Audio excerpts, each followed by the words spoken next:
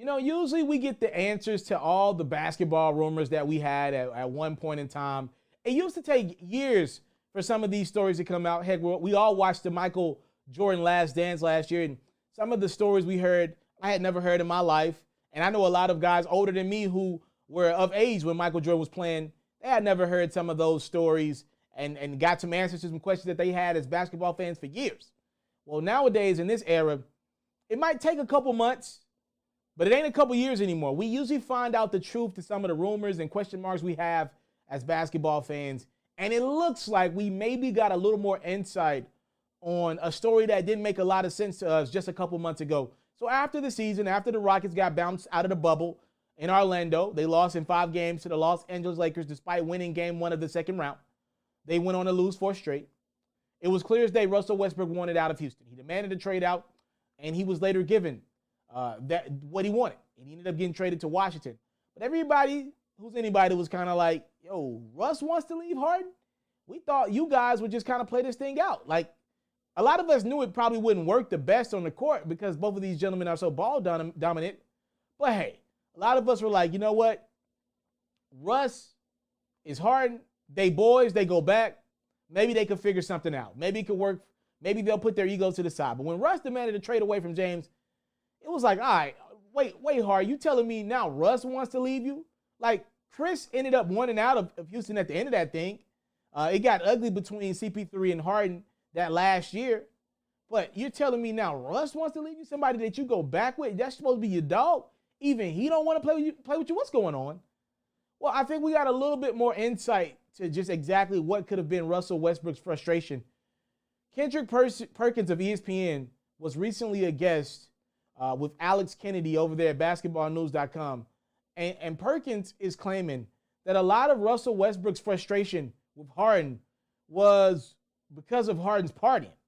Now, this would include the owner of the Rockets, the majority owner, Timmy Fertitta, this is a very rich man who obviously has a private jet like most guys of his financial class do. Apparently, according to Kendrick Perkins, when the Rockets had multiple days off at a time, one of the things that frustrated Westbrook was James was quick to get on that private jet and to go party. That's one of James's things. He wants to go party a lot. He parties. And, people have made jokes about his weight throughout the season and other things about his focus level. That apparently that was one of the things that Russ didn't like.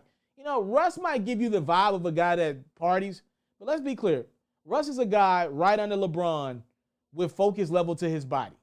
Like between Russ, LeBron, Russell Wilson of the NFL, these are some of the guys that put a lot of money into their body, take really good care of their body, and it shows.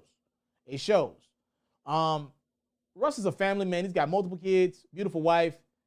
Like, you might think Russ parties like that, but he don't. Russ loves the game. He loves what the game has done for him, and he takes this very serious.